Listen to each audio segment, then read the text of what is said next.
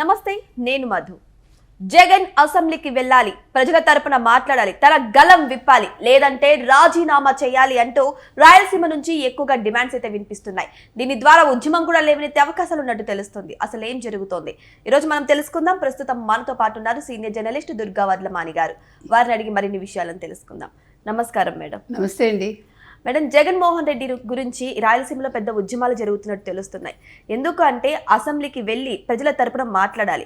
ఒక ఎమ్మెల్యే అనే వ్యక్తి, అది ప్రతిపక్షంలో ఉన్నా స్వపక్షంలో ఉన్నా అసలు ఏ పక్షంలో లేకపోయినా సరే, ఒక ప్రజా నాయకుడిగా అసెంబ్లీకి వెళ్ళాలి, ప్రజల తరపున మాట్లాడాలి. అలా లేని పక్షంలో రాజీనామా చేయాలంటూ రాయలసీమలో ఎక్కువగానే వినిపిస్తున్నాయి. అసలు ఏం జరుగుతుంది మేడం? అంటే ఇప్పుడు జగన్మోహన్ రెడ్డి ఒక ప్రెస్ మీట్ పెడతారు, లేదు నేను అసెంబ్లీకి వెళ్ళను, నాకు డబ్బులు అవసరం లేదు, మీరు ఇవ్వకపోయినా పర్వాలేదు. మొన్న ఎందుకంటే ఎవరు స్పీకర్ అయ్యన్న పాత్రుడు చెప్పారు కదా, చెప్పాక ఆయన స్టేట్మెంట్ ఇచ్చారు. అంటే ఎంత పొగరు ఆలోచించండి. అంటే ఇది మీరు రాయలసీమ ప్రజలు గుర్తించాలి ముఖ్యంగా. అంటే ఆంధ్రప్రదేశ్ ప్రజలు అందరూ గుర్తించాలి, మరీ ముఖ్యంగా రాయలసీమ వాళ్ళు, పులివెందుల వాళ్ళు ఇంకా ముఖ్యంగా గుర్తించాలి. రేపొద్దున ఓటు వేయకూడదు. ఇప్పుడు మనకు తెలుసు జెడ్పీటీసీ ఎన్నికల్లో ఎలా డిపాజిట్ రాకుండా చేశారో, ఎమ్మెల్యేగా కూడా డిపాజిట్ రాకుండా చేయాలి. అంటే భవిష్యత్తు ఉండకూడదు రాజకీయంగా. దీన్ని ఏమంటారంటే పొగరు అంటారు. నన్ను అడిగితే ఎందుకు పొగరు అంటున్నావు అంటే, నాకు డబ్బులు అక్కర్లేదు. మరి ఇవాళ డబ్బులు ఎక్కడి నుంచి వచ్చాయి మీకు? అసలు ఒకప్పుడు మీ పరిస్థితి ఏంటి? ఆయన ఇక్కడ జూబ్లీహిల్స్ సొసైటీలో ఉండే ఇల్లు అమ్ముకుందాం అనుకున్నారు రాజశేఖర్ రెడ్డి ఒక టైంలో, ఆయన ముఖ్యమంత్రి కాకముందు. అలాంటిది ఇన్ని వేల కోట్లు, ఇన్ని ప్యాలెస్లు, ఇవన్నీ ఎక్కడి నుంచి వచ్చాయి? ఇంత క్విట్ ప్రోకో ఎలా జరిగింది? అంటే ఆ క్విట్ ప్రోకో ధనం ఉంది కాబట్టి మీరు ఇవాళ ఎమ్మెల్యేగా నాకు జీతం అక్కర్లేదు అంటున్నారు. రెండోది, నేను అసెంబ్లీకి వెళ్ళను, నాకు ప్రతిపక్ష హోదా ఎందుకు ఇవ్వరు మీరు, నాకు క్యాబినెట్ ర్యాంక్ ఎందుకు ఇవ్వరు? మొన్న కూడా అడిగాడు కదా, ఇంకెవరు లేరు మీరు నాకు ఎందుకు ఇవ్వరు అంటాడేంటి చిన్నపిల్లాడిలాగా. ఇప్పుడు టీచర్ని అడుగుతారు చూడు, నాకు ఎందుకు మార్కులు తక్కువ వేశారు మీరు అని పిల్లలు ఏడుస్తారు చూడండి, అట్లా ఉంది ఏడుపు. సో ఇవాళ రాయలసీమ రాష్ట్ర సమితి జాతీయ అధ్యక్షుడు ఎవరైతే ఉన్నారో కొంచెం వెంకట సుబ్బారెడ్డి డిమాండ్ చేయడం జరుగుతోంది. నువ్వు అసలు ఎందుకు రేవంత్ రెడ్డి అసెంబ్లీలో రాయలసీమ లిఫ్ట్ ఇరిగేషన్ మేము ఆపేస్తామన్నాక ఇన్ని రోజులైంది, నువ్వు ఎందుకు స్పందించడం లేదు? నువ్వు అసెంబ్లీలో రాయలసీమ గురించి ఎందుకు మాట్లాడవు? రాయలసీమ సమస్యల గురించి ఎందుకు స్పందించవు? మీకు గుర్తుంటే కనుక అయితే నేను కడప ఉక్కు ఫ్యాక్టరీ తీసుకొస్తానన్నాడు, దాని గురించి ఏమీ లేదు. ఇప్పుడు అదే అడుగుతున్నాడు ఆయన, రాయలసీమలో ఉక్కు ఫ్యాక్టరీ ప్రభుత్వ రంగంలో దాన్ని మీరు వచ్చేలా చెయ్యాలి. తర్వాత నిధులు ఏవైతే ఉన్నాయో నిధులు సరిగా కేటాయించట్లేదు రాయలసీమకి. దీన్ని ఏమంటారు, దామాషా పద్ధతిని 42% రాయలసీమకి రావాలి, దాని మీద మీరు అసెంబ్లీలో మాట్లాడండి. ప్రతి ఒక్క అంశాన్ని మీరు ఎందుకు చర్చించట్లేదని అడుగుతున్నాడు ఆయన. రాయలసీమకి సంబంధించి ఇప్పుడు ఆల్రెడీ రాయలసీమ లిఫ్ట్ ఇరిగేషను లేకపోతే హంద్రీనీవా గురించి చంద్రబాబు నాయుడు గారు దృష్టి పెట్టారు, దాని మీద చేస్తున్నారు వాళ్ళు. కానీ ఈయన అసలు ఏది పట్టించుకోవట్లా. మీరు రేవంత్ రెడ్డిని ఎందుకు ప్రశ్నించరు? రేవంత్ రెడ్డి ఆపేస్తా అన్నాడు, దాన్ని ఆపకుండా ఎందుకు చెయ్యరు మీరు? మరి ఆయన నేను రాయలసీమ బిడ్డని, రాయలసీమ కోసం ఎంతో చేస్తాను అంటారు కదా, ఏం చేశాడు ఆయన? ఇప్పుడు వస్తాడు, నిన్న అసలు అరవ శ్రీధర్ గురించి ఆయనకెందుకు, అరవ శ్రీధర్ రేప్ చేశాడని మాట్లాడటం ఏంటి? ఇప్పుడు వాళ్ళ పార్టీ ఇష్యూ అది. అంటే మీరు వెనకాలండి ఇది చేయించారా? జగన్మోహన్ రెడ్డిని మనం ప్రశ్నిస్తున్నాం. అంటే మీరు ఇంకా ఇలాంటి పనులు చేస్తున్నారు తప్ప, పనికిమాలిన పనులన్నీ. ఒక ఆడపిల్లని మీరు ఉపయోగించి ఒక హనీ ట్రాప్ చేయించారా? ఒక సందేహం. ఎందుకంటే ఆయన రేప్ అనే మాట మాట్లాడారు కాబట్టి. అసలు మీకెందుకు? మీరు ఒక ముఖ్యమంత్రిగా పనిచేసి ఈ విషయం గురించి మాట్లాడటం ఏంటి? ముందు రాయలసీమ గురించి మాట్లాడండి, మీ పులివెందుల గురించి మాట్లాడండి. ఒక ఎమ్మెల్యేగా ఆయన కరెక్ట్ గా బాధ్యతలు నిర్వర్తించలేకపోతే అసలు ఎమ్మెల్యే కాదు కదా. ఇప్పుడు ప్రజలకు గుర్తుంది ఆయన ఎమ్మెల్యే అని. జగన్మోహన్ రెడ్డి మాజీ ముఖ్యమంత్రి అంతే, వాళ్ళకి తెలుసు. వాళ్ళు ఎమ్మెల్యేగా వాళ్ళు ఇవాళ రాయలసీమ వాళ్ళు భావించట్లేదు కాబట్టి ఇవాళ కొంచెం వెంకట సుబ్బారెడ్డి గారు ప్రశ్నించడం జరుగుతోంది. అంటే వీళ్ళందరూ కూడా జగన్మోహన్ రెడ్డిని ఇవాళ నువ్వు రాజీనామా చెయ్యి, మళ్ళా ఉప ఎన్నికలకు వెళ్ళు, నీకు దమ్ముంటే అని ఇండైరెక్ట్గా అడుగుతున్నారు. అంటే వాళ్ళు కరెక్ట్గా ఉన్నారు. ఇప్పుడు కనుక ఆయన రిజైన్ చేసి మళ్ళీ ఎన్నికలకు వెళ్తే ఖచ్చితంగా ఓడిపోతాడు. ఖచ్చితంగా మేడం. మొన్న ఒంటిమిట్ట పులివెందుల జెడ్పీటీసీ ఎన్నికల్లో రిజల్ట్ చూసాక అదే నేను అంటున్నా, మొన్న 24 ఎన్నికల్లోనే సార్వత్రిక ఎన్నికల్లో 7 సీట్లు తెలుగుదేశం తెచ్చుకుంది, మనం చూసాం.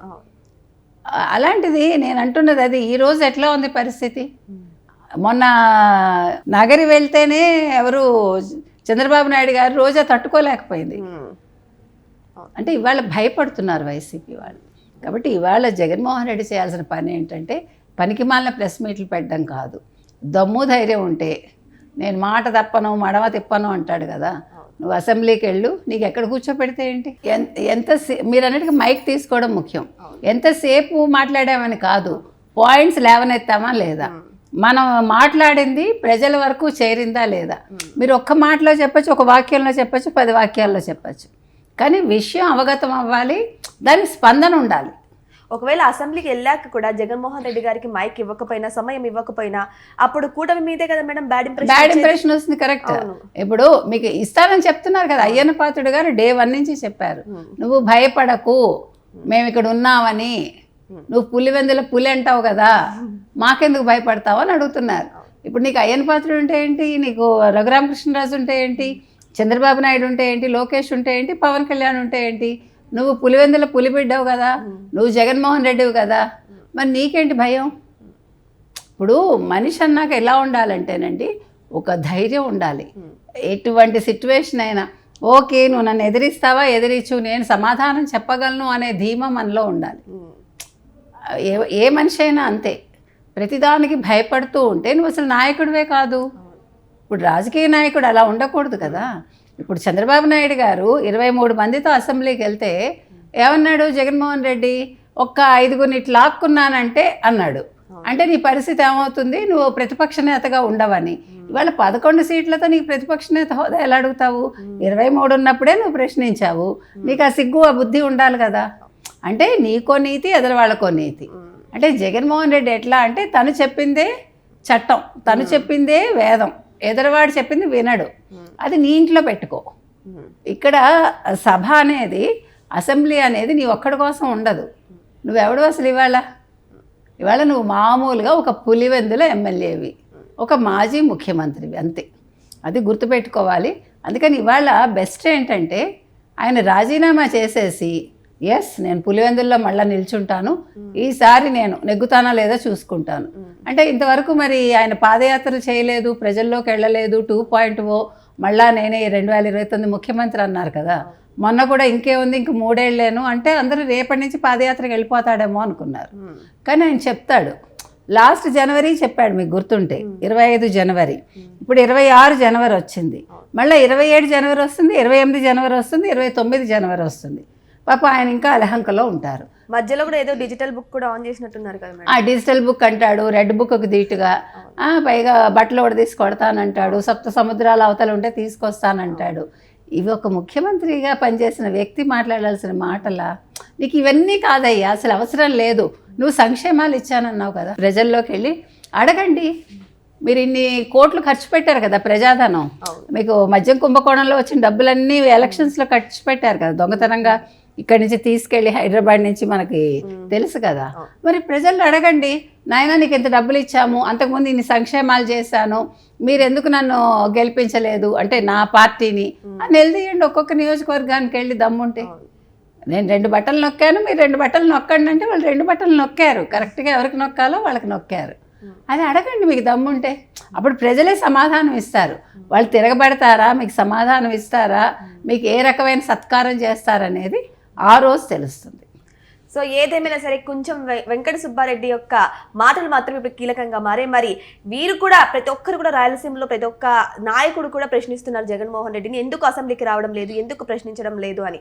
మరి వెయిట్ చేసి చూద్దాం ఈసారి అసెంబ్లీకి జగన్మోహన్ రెడ్డి హాజరవుతారా కాదా అని. Thank you so much. Thank you.